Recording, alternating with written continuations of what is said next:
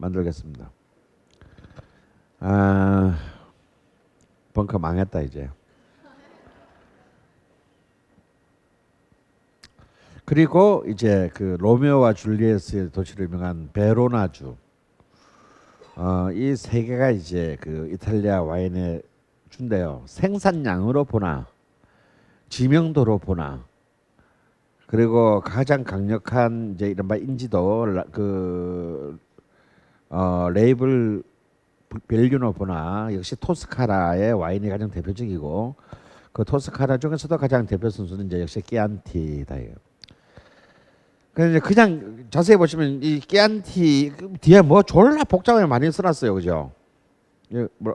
뭐라고 써놨습니까? 끼안티 이 마을 이름이야. 클라시코 또 밑에 보면 빨간글로 리제르바라고 써 있습니다. 그래서 이 와인의 급수를 말하는 거예요. 제일 낮은 급수는 그냥 끼안티예요. 그 다음에 끼안티 클라시코. 그 다음에 가장 높은 품종이 끼안티 클라시코 리제르바입니다.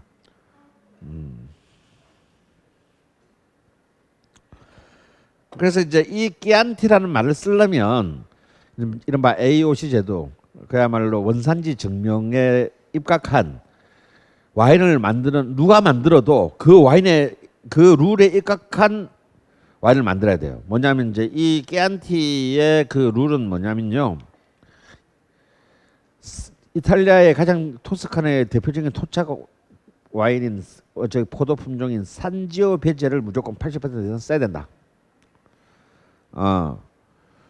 그리고 뭐 예를 들어서 2년 이상 숙성시켜야 된다. 이걸 거쳐야 이 끼안티 클라시코 리제르바 이런 말을 쓸 수가 있어요. 그마다 등급마다 다 그 룰을 지켜야 되는 게 이제 이른바 누가 만들어도 그 원산지 증명에서 통과시킬 수 있는 룰을 거쳐서 똑같은 방법으로 만들어야 된다는 뜻이죠. 사실 이제 이 원산지 증명을 시작한 것은 바로 프랑스입니다. 그래서 그들은 처음부터 퀄리티 컨트롤을 한 거예요. 프랑스가 제일 뒤늦게 만들었으면서 프랑스가 왜 위너가 됐냐? 퀄리티 컨트롤을 국가가 했기 때문에. 근데 이탈리아 애들이 그게 통하겠어요? 냅둬 이래 살다 죽을래. 씨발 내가 뭐 어떻게 만들어 먹든 뭐 하고 어차피 걔들 외부에 내다 팔 생각이 없었으니까 그냥 만들어서 지 마을 사람들 다 먹고 치 아팠으니까 그냥 지 마음대로 만들다가 어느 날 보니까 와인의 2등 국가가 돼 있는 거예요. 그래서 이제 뒤늦게서야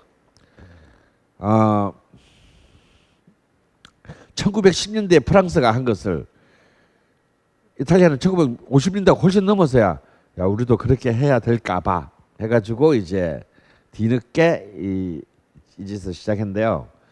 그래서 이 산지오베제라는 이 참 품종은 참 매력적입니다.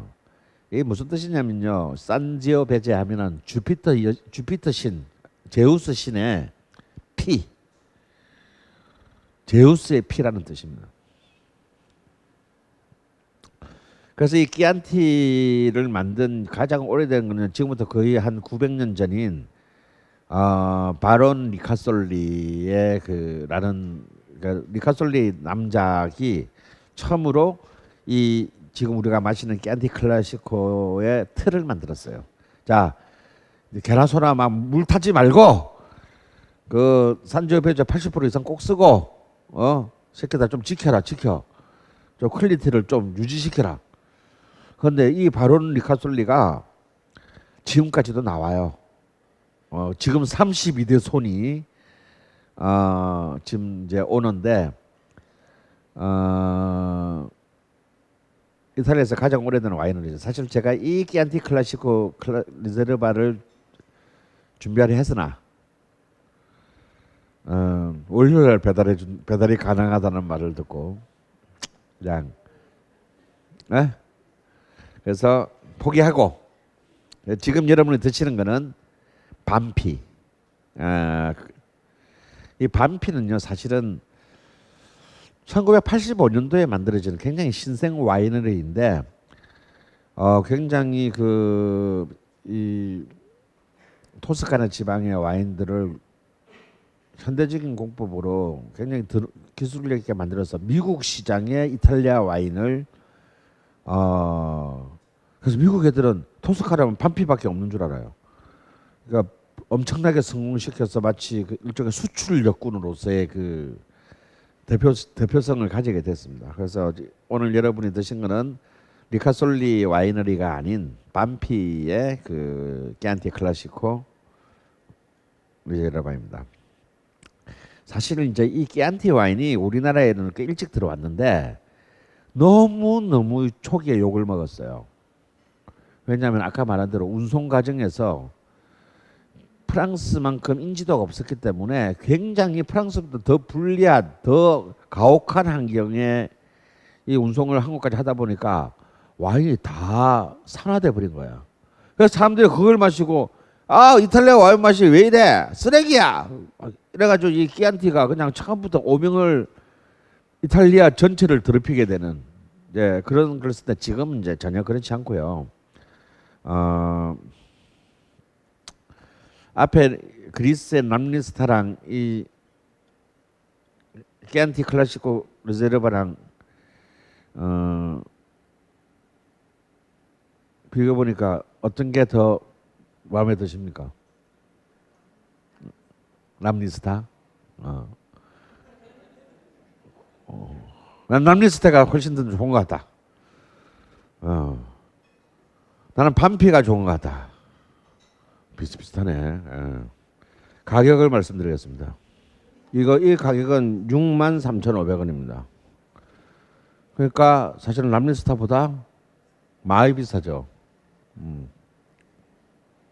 이게 이탈리아 브랜드 값입니다.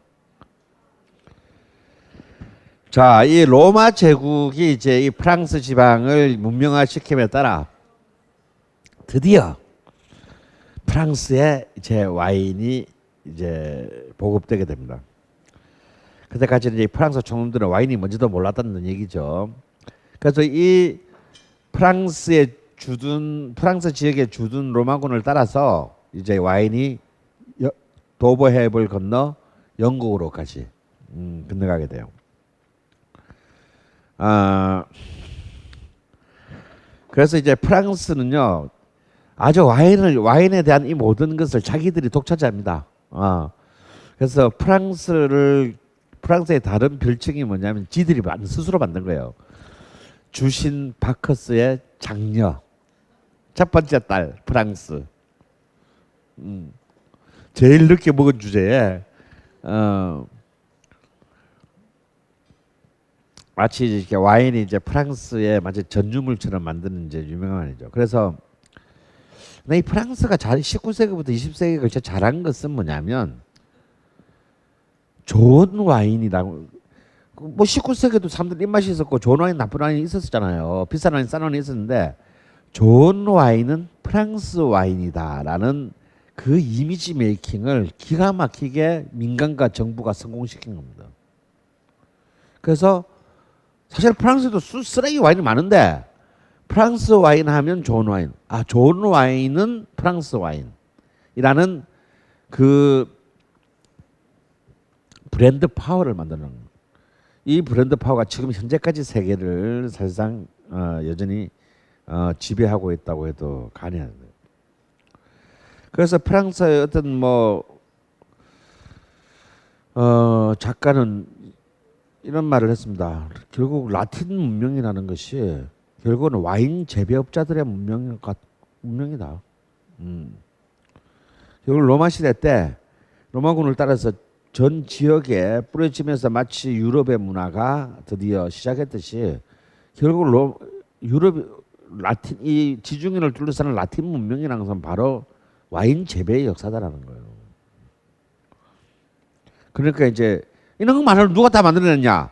다 프랑스 놈들이 만들어냈다 이거야. 그러니까 얘들은 이제 와인을 그냥 먹고 마시는 음료수나 주류로 취급하지 않고 굉장히 중요한 프랑스, 라틴, 유럽에 굉장히 보존돼야 될 가치 있는 문화로 자리매김을 한 겁니다. 그러니까 이탈리아 애들을 보기로 쟤들 왜 저래? 뭐 그냥 먹고 마시는 거 가지고 쟤들 왜 이렇게 오버하냐?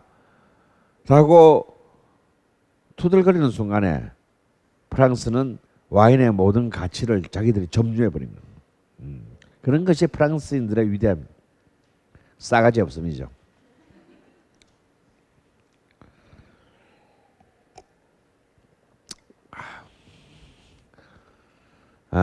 찬다. 근데 프랑스가 특히 프랑스하고 이탈리아, 스페인 이런 나라 이 그 국가들이 와인에 이제 더 강한 이제 원투 쓰리 펀치가 될 수 있었던 것은 역시 가톨릭 문화예요. 이 결국은 이 로마와 함께 그리고 가톨릭이 펼쳐졌기 때문에 이 종교적 제의에서 와인은 굉장히 중요한 것이었습니다. 그러니까 일단 모든 수도원들은 아니 예배를 보려면 와인이 있어야 되잖아요. 모든 수도원들이 전부 다 뭐 와인을 제조해야 했었다 이거야. 아니면 정기적으로 공급해주는 사람이 옆에 있어야 했었단 말이야. 그거 없으면 시대의 피해가 없는데 어떻게 예배를 볼 겁니까? 상대적으로 개신교, 기독교가 전파된 지역은 와인을 악마의 음료, 술로 규정했기 때문에 그 지역에서는 신교도 지역에서는 와인이 확대되지 못했습니다. 독일, 뭐 영국, 이런 이제 북부 쪽의 신교도 지역은 와인에 대해서 굉장히 그 네거티브한 어떤 그런 그 문화가 만들어지고 결국은 이제 이것이 지중해 문화권 그리고 가톨릭이라는 종교적인 문화권과 함께 이제 되고 그 가톨릭 문화의 한 가운데에 딱 이제 맹주로서 자리하게 된 것이 바로 이제 프랑스다 이거예요. 그래서 프랑스는 처음부터 와인이 인간이 먹고 술 취하는 것으로 만들어서는 안 됐다는 겁니다. 중세 시대 때부터. 그래서 20세기 초가 될 때까지 프랑스는 끝까지 와인이 알코올이 아니라고 우겨요. 그러니까 스피리트, 그러니까 그런 정류주가 술이고 알코올이고, 브랜디, 위스키 이런 것들이 술이고 와인은 그냥 술이 아닌 어떤 것, 술이 아닌 신이 인간에게 전해. 술이 아니다라 음료라고 하기는 쪽팔리잖아 자기들도. 술이 알코올이 아닌 어떤 것. 그래서 뭐냐면 그래서 이상한 말을 만들었는데 그게 뭐냐면 단독 알코올이 아니다라야. 술 와인이 알코올이지 그러면. 그러니까 알코올만이 아니다라는 거예요. 알코올만이 아니고 그 어떤 무엇이야. 그리고 쟤들은 다 단독 알코올들이고. 그러니까 이런 이제 새로운 이제 개념과 철학을 이제 만들어내야 했다는 거예요 프랑스는. 그래서 와인은 왜냐하면 워낙 이제 그 하층 계급들이 독한 술을 먹고 너무 이제 그 일찍 죽고 눈 멀고 뭐 싸움 하고 막 마누라 내다 팔고 막 이랬기 때문에 그 와인을 굉장히 귀족들의 부르주아들의 어떤 절제와 중용의 상징으로 이제 새롭게 그 로케이션을 하는 겁니다. 하지만 이것도 이제 20세기에 들어오면 이제 다 쓸데없는 얘기가 되는 거죠. 프랑스인들에게 프랑스는 당신에게 어떤 의미입니까? 라고 물었는데요. 그에 대한 답을 쫙 모아봤더니 앙케이트를 모아봤더니 무려 놀랍게도요 4위를 차지한 대답이 좋은 와인을 마실 수 있는 나라라고 대답을 했답니다. 프랑스인들이. 그러니까 이건 뭐냐면 첫 번째 답은 뻔한 거예요. 첫 번째 답은 뭐 나에게 프랑스는 그냥 프랑스인이 태어난 나라예요. 누구나 할 수 있는 얘기지. 그러니까 이거는 빼고 두 번째 답이 뭐냐면 자유와 평등의 나라예요. 이게 두 번째 답입니다. 네 번째 답이 좋은 와인을 마실 수 있는 나라. 그러니까 그러니까 와인이라는 것이 프랑스라는 국가적 정체성을 통일시킨 겁니다. 우리는 프랑스인들은 좋은 와인을 같이 마신다. 딴 나라 가서는 못 먹어 더러워서. 그것을 만들어낸 이제 국가적 정체성으로까지 이제 발전하게 됐다는 것이 딴 나라랑 다르다 이거. 이탈리아에서 이탈리아의 와인이라는 것은 뭐냐? 우리 동네 사람끼리 먹는 거예요. 이게 이탈리아 와인입니다. 이탈리아는 남부와 북부가 이탈리아는 한 번도 중앙 집권적인 그 왕국을 가져본 적이 없기 때문에 로마 시대 이후에 와인으로 대동단결 이런 거 없어요. 그냥 와인은 그냥 우리 동네 와인일 뿐이야. 그러니까 서로 옆 동네 와인은 안 마셔 절대. 우리 동네 와인은 우리가 마시고 다 먹고 죽어버려. 뭐 이제 이런 거기 때문에 와인이 국가를 통일시키는 정체성의 역할을 하지 못한 반면에 프랑스의 와인이 프랑스인의 아이덴티티를 규정하는 개념이 사유로 되더라고요. 그리고 또 이제 이 프랑스가 중요한 것은요. 바로 영국에게 와인을 전해줬다라는 거예요. 무슨 얘기냐면 전해줬다는 게 중요한 게 아니고 와인의 국제적 교역을 시작했다라는 거예요. 자, 이때까지 다 지단해서 만든 지단 처먹었어요. 근데 영국은 기후대가 포도나무를 재배하기가 힘들었습니다. 그래서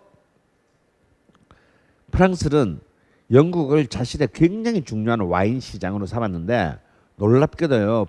왜냐하면 프랑스가 와인을 자신들에게 굉장히 중요한 국가 산업이었던 게 19세기 말 1875년에는 직물 다음으로 프랑스의 두 번째 수출품이 와인이었어요. 국가가 묵고 사는 절박한 수출품이었다라는 거야. 그것을 12세기부터 시작을 했다는 거예요. 프랑스는 누구를 상대로? 돈 많은 영국 놈들을 상대로. 이게 이제 시작되는 게 1152년에 이때 얘들 유럽의 왕실을 들여 족보도 완전 개족보예요. 프랑스의 루이 7세의 왕비인 엘레노르가 영국 헨리 2세의 왕비가 됩니다. 왜 그렇게 된지 잘 모르겠어요. 그러면서 이 엘리노르가 난 우리나라 와인 마셔야 돼. 수입해줘 이씨. 해가지고 드디어 프랑스 와인에 이제 영국 진출이 이제 본격적으로 이제 시작이 됐다 이거.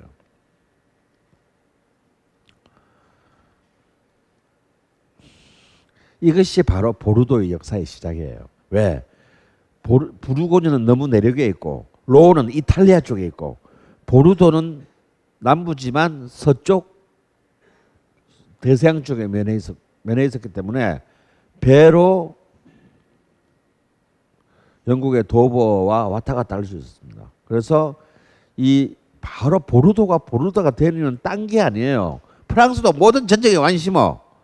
실제로 프랑스에서 제일 많은 생산량을 만드는 것은 보르도가 아니라 미네. 그러니까 지금 랑그독 루시옹 지역인 남쪽 알프스 북쪽 저기 피레네 산맥 북쪽에 그 남쪽 지역이 있잖아요. 거기가 더 많은 와인을 그때도 만들어냈는데 단지 영국에 팔아볼 수 있는 항구를 가지고 있었다는 이유만으로 보르도가 프랑스 와인의 대표성을 가지게 됩니다. 그리고 이거 이제 무역이다. 이거 우리 이제 먹고 취하자 이게 아니다 이거야. 이거 무역이야. 살뜰리는 이제 산업이 됐어요. 그렇기 때문에 보르도는 딴 지역과는 다르게 굉장히 차별화된 상품화가 시작됩니다. 그것의 결정타가 뭐냐면 1855년에 나폴레옹 3세 시절이죠. 이 새끼도 저거 할아버지인가 삼촌인가 하여튼 보나파르트 나폴레옹과 똑같이 와인 강이었는데 이때 파리에 만구 세계 박람회가 열립니다.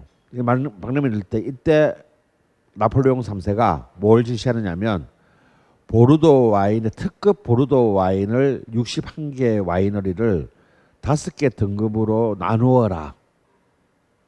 자, 서열화해라. 자본주의는 뭡니까? 줄세우기잖아요. 줄세우기. 대학 서열화. 이거 다 교육의 시작은 이게 뭐 대학교가 전부 다 똑같이 평등하면 교육 장사가 안 되잖아요. 아무 데나 들어가면 되는데. 근데 이 교육 장사꾼이 그 개새끼들이 이제 학교를 갖다가 이제 설화시키고 국립대학을 막 전부 전국 지방 국립대학들을 전부 쓰레기로 만들어 버리는 거잖아요. 이 서열화를 시작합니다. 그러면 어느 놈이 아니 왜 내가 4등급인데 그럼 왜 나는 61개도 들어가지 못하는데 씨발 뭐 개길 거잖아요. 그렇잖아요. 아니 보르도마에도 도대체 와이너리가 수천 개인데 61개만 뽑아서 그것도 그 61개를 1, 2, 3, 4, 5등급으로 나누는데 누가 그게 동의하겠냐고. 근데 아무도 꼼짝 못하게 만드는 자본주의의 위대한 룰이 있지. 근데 얼마에 파는데? 보르도의 등급은요 질이 아니에요. 뭐 평론가가 모여가지고 투표한 게 아니에요. 영국의 수출을 얼마에 하는 걸 따라서 등급을 정합니다. 역시 비싸게 팔리는 게 좋은 거겠지. 그래서 이 등급 자체가 뭐냐면 영국 수출 가격 이것으로 등급을 정했다는 거예요. 이 등급은 아직도 무시무시한 권력으로 자리하고 있습니다. 그러니까 보르도만 그 혜택을 받은 거예요. 나머지 지금 수출 못하니까 저도 뭐 잘 만드는데요. 뭐 저는 안 되나요? 뭐 너 보르도 아니잖아, 이 새끼야. 가령 아까 말한 론의 그 저기 에르미타주 라샤펠 같은 경우는 이미 그 시대에도 토마스 제퍼슨 미국의 세 번째 대통령이 되는 토마스 제퍼슨이 그 론의 에르미타주를 흑천하면서 이거는 정말 보르도의 샤또 라뚜르보다 더 위대하다라고 평가하면서 매년 200병씩을 갖다가 미국으로 주문을 했어요. 근데 그래봤자 소용이 없어. 보르도가 아니기 때문에. 그래서 꼬우면 포도나무는 보르도로 보내라 이제 이런 말이 생겼다든가 말았다든가.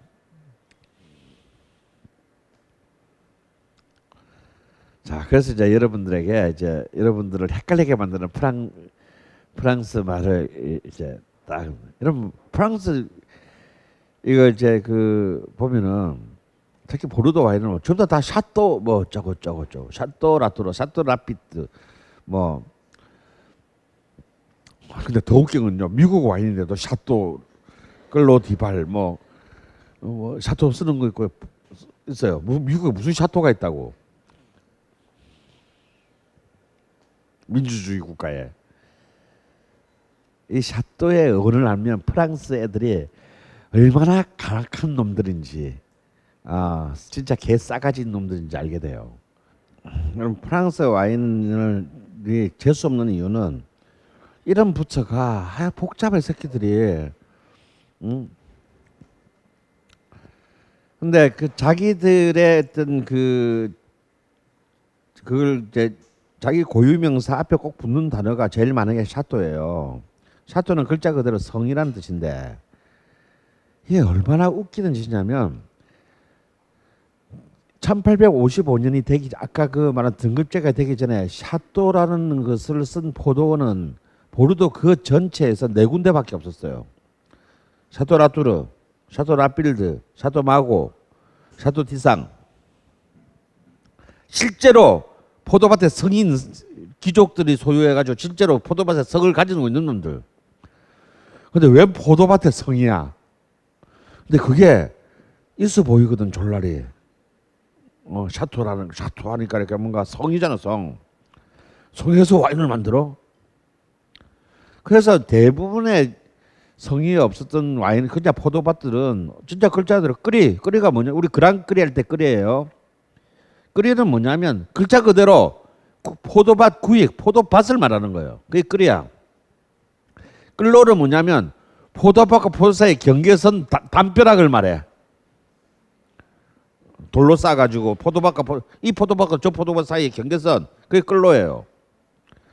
다 그리 아니면 끌로라는 말을 썼다고. 아니면 도면은 뭐냐면 그 포도밭에서 포도 따가지고 와인 만드는 주인을 말해.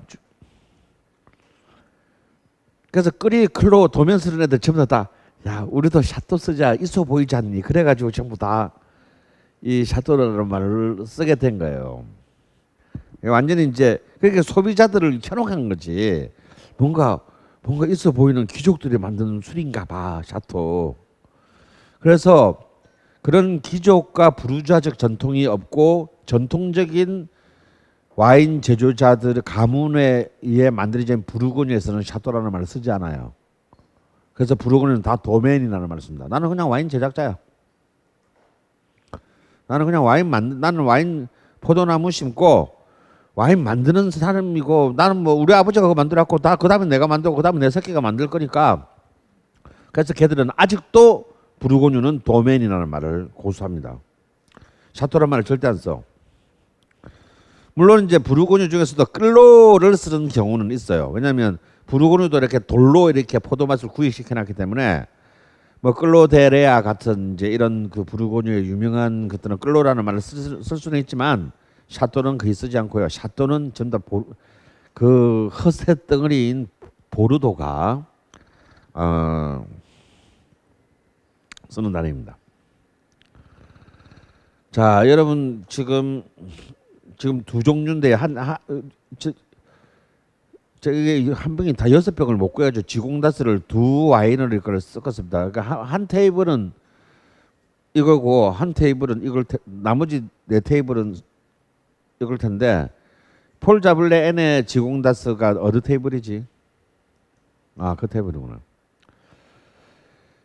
이제 똑같은 이제 남부론에서 이제 원투 펀치가 뭐냐면 폴 자블레 N랑 이 기간입니다.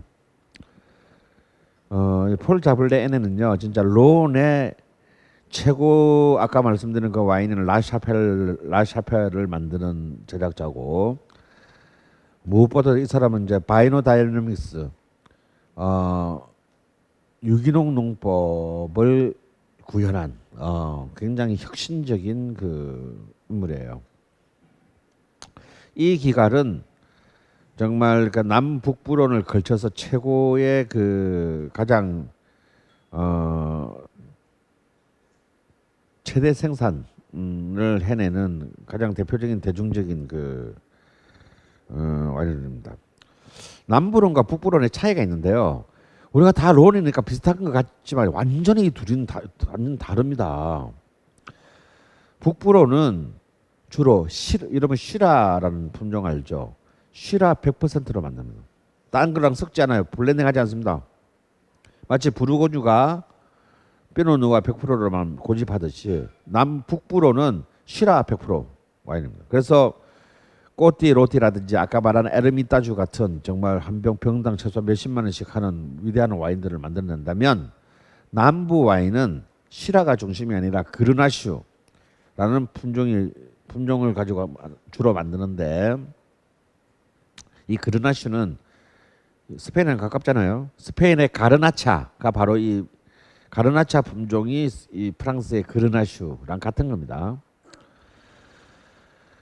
근데 이제 남부로는 북부론과는 달리 그르나슈 품종을 중심으로 총 뭐 많게는 10종의 포도를 블렌딩해서 만드는 이렇게 보르도란 거죠. 보르도는 까베르네 소비뇽 품종을 중심으로 2개 내지 5개의 품종을 블렌딩해서 만든다면 남부로는 보르도처럼 그르나슈를 중심으로 많게는 막 12종류의 포도 품종을 섞어가지고 뭐가 뭔지 모르게 만들어내야 되는.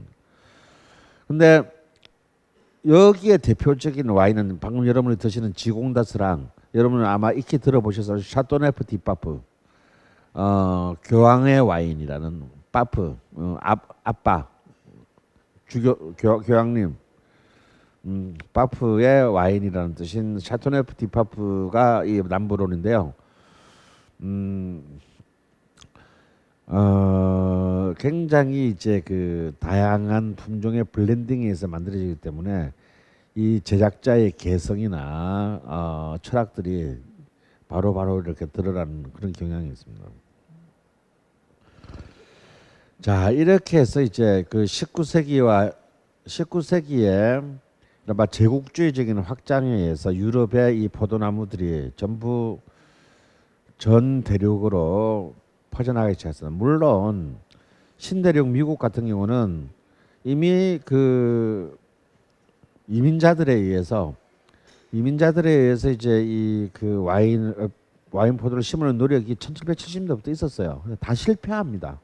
왜냐하면 아직까지 그 토양이 맞지 않고 아직 캘리포니아는 가지도 못했잖아요. 그러니까 사실은 이 캘리포니아에서 드디어 와인을 만들 때까지는 20세기에 와야 됩니다. 19세기에 와야 됩니다. 19세기에 와야 이제 이른바 뭡니까 골드러시 때 와가 보니까 저울날에 그 대륙을 통과해서 와 보니까 씨 땅이 드디어 찾던 포도나무의 땅이 여기 있는 거예요. 그런데도 수없이 실패를 합니다. 그래서 농담으로 미국 와인을 만든 것은 수많은 포도 와인 제작자가 있지만 나사다.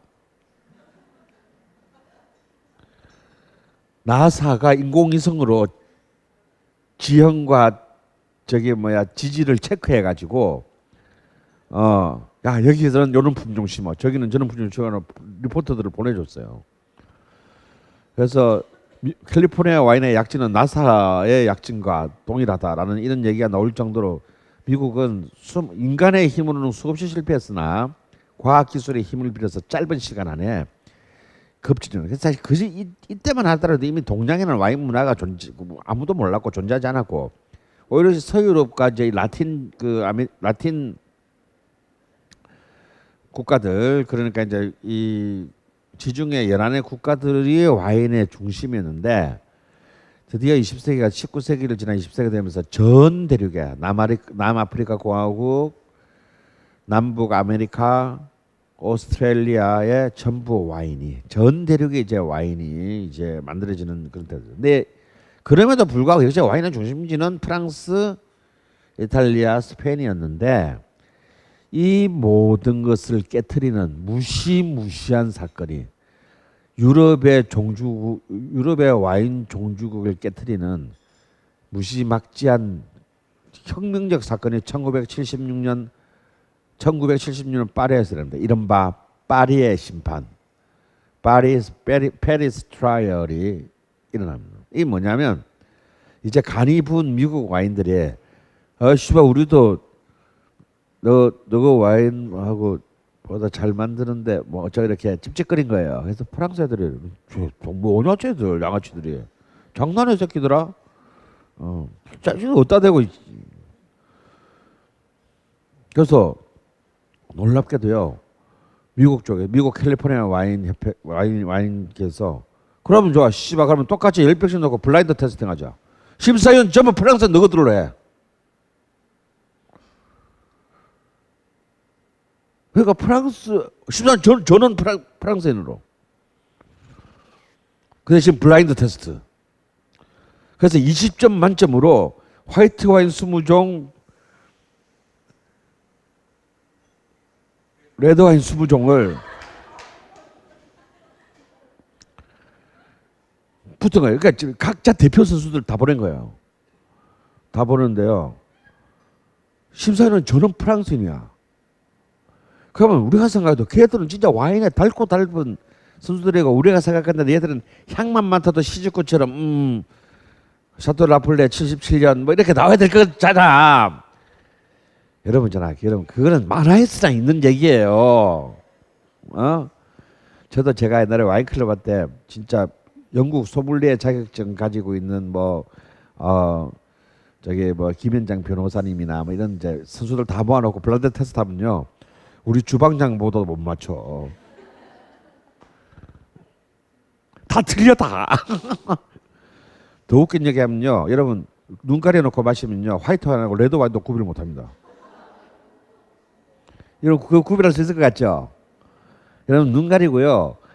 12도 넘는 화이트 와인이 있어요. 도수 비슷한 레드 와인 화이트 와인 놓으면요. 화이트 와인 레드 와인 구별 못합니다. 근데 이건 77년 어쩌고 말이 안 되는 거야. 품종도 못 맞춰 품종도.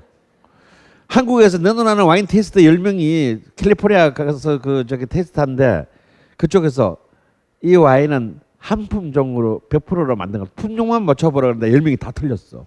그래가지고 자기들이 모여가지고 우리 절대로 한국 가서 절대 이게 절대 하면 안 돼. 그런데 한 놈이 부는 바람에 다 10명이 바보 됐어요. 품종도 못 맞춰요. 근데 프랑스 와인의 선수들이 당연히 팔이 안으로 문다고 쟤들을 응징하기 위해서라도 프랑스 와인에는 몰표를 주고 미국 와인은 진짜 험한 표를 줬을 거 아니에요. 실제로 표를 보면요 몇 개 이거는 확실히 프랑스 와인, 이거는 확실히 미국 와인은요 막 20점 만점이 보통 우리 예의상 아무리 낮아도 10점을 줘야 되잖아. 프랑스 와인, 미국 와인 2점.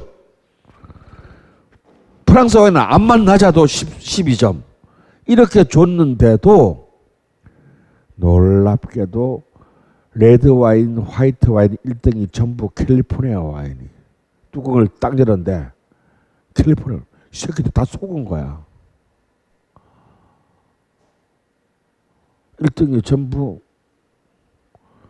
와인이었고 화이트 와인은 상위는 전부 캘리포니아고 그들이 그토록 이거는 특히 그 디마피스 삼총사의 작가인 디마피스가 한 어느 누구나 다 이 몽라시 앞에서는 모자를 벗어야 한다라고 절찬했던 프랑스인의 자존심인 화이트가 샤또 몽라시거든요. 한 200만 원 합니다. 저 밑에 가 있고 구이 막 이런 데 가 있고 뭐 듣도 보도 못한 양키들의 뭐 도대체 뭐 하는 애들이 하는 와인이 1, 2, 뭐 4, 5 뭐 얘들은 그거 열자마자 기절합니다. 처음에 화이트 와인을 열었는데 열자마자 기절해요. 그러니까 누구를 배신자로 몰 수도 없어. 지들이 다 틀렸기 때문에. 그래서 레드 와인은 그래서 화이트는 문제고 레드 와인 할 때는 야 진짜 다들 정신 차려. 우리 이제 여기까지 밀리면 우리는 진짜 할 말이 없는데 또 레드 와인도 캘리포니아 와인이 1등을 차지합니다. 여기서 이제 막 완전 프랑스인들은 막 그래서 어떤 에피소드까지 있냐면 한 프랑스 여자 심사위원은 지가 채점을 해놓고 지가 이거는 완전 프랑스 와인이라고 점수를 주던 그 전부 다 캘리포니아 와인이고 이거 씨발 쓰레기야라고 점수를 줬던 미국 와인이다 점수가 다 프랑스 와인이다. 공개되면 안 되잖아요. 그래서 막 심사위원석에 가지고 제발 내 거 돌려달라고 내 그 채점지 돌려달라고 막 그렇게 애원하고 그랬다는 웃기는 얘기도 있어요. 이게 바로 그 유명한 세계 와인 산업의 역사를 바꾸게 되는 파리의 심판입니다. 여기서부터 이제 캘리포니아 와인은 뭐 별거 안 오잖아. 프랑스 씨발 그러면 캘리포니아에서인데 그러면 칠레에서는 오스트리아에서는 우리도 할 수 있지. 야 우리도 더 이상 이제 벌크 와인 드럼통으로 수출하는 와인 말고 제대로 된 와인 만들어서 비싸게 팔자. 와인만 잘 만들면 씨발 블라인드 테스트에서 우리가 이기면 되잖아. 이렇게 해서 이제 500년 동안 지켜왔던 프랑스 와인의 자존심이 하루아침에 이제 동네 양아치들 한 번씩 툭 치고 지나가는 그런 존재로 이제 전락을 하게 됩니다. 그래서 이제 여기서 더 비참한 후일담이 기다리고 있어요. 이거는 봐. 이제 막 나온 지 뭐 지금 76년대 73년 74년 빈티지 이제 아직까지 제대로 숙성되지도 않은 거 가지고 있잖아. 우리는 10년 뒤에 하면 우리께 100대 0으로 이겨. 그래서 그래? 그러면 미국에서 자 그러면 10년 뒤에 숙성된 거로 하자. 전폐합니다. 프랑스 와인이 숙성된 와인으로 리턴 배치가 붙었는데 또 1위는 전부 캘리포니아 와인이 차라리 차라리 말이나 말고 그냥 조용히 넘어갔으면 되는데 너희들 아직까지 숙성이라는 걸 모르지. 너희들이 좀 구력이 짧아가지고 사실 우리 와인은 말이야 한 15년 뒤에 마셔야 되는 거야. 했다가 15년 뒤에 해가지고 개박살 납니다. 숙성에서도 캘리포니아가 이긴 거예요. 자 그런 이제 이 파리의 심판 이후로 그래서 제가 다음 시간에는 파리의 심판의 와인을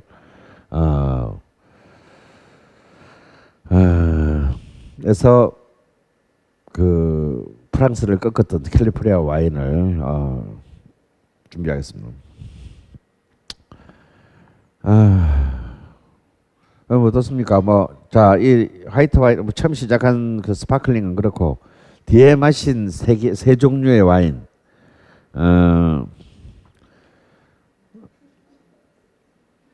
이 프랑스 와인도 가격은 아까 그리스 와인하고 프랑스 와인 사이 정도. 한 4만 주 종류니까 하나는 39,500, 하나는 안에 39,500, 39,500 하면 한 43,000원 한 5만 원대. 그 둘 사이 정도 되겠습니다. 자, 그 이 세 개의 이 그리스와 이탈리아와 프랑스의 이 세 개 레드 와인을 마셨는데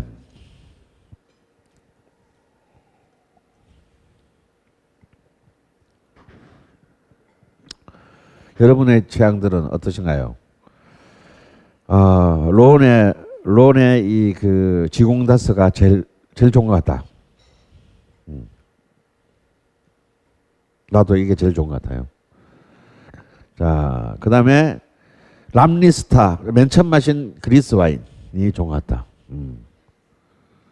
그리고 난 역시 반피의 이탈리아의 클라시코가 좋은 것 같다. 역시 대중성이 높은 와인은 역시 저력이 있네요. 이렇게 거의 이렇게 취향이 다른 겁니다. 지금은 가격대가 거의 비슷한 와인을 가지고 있는데요.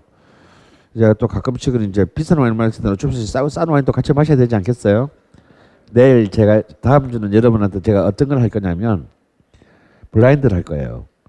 파리 심판에서 1위 하는 와인하고 그 가격에 30분의 1 정도 되는 와인하고 해가지고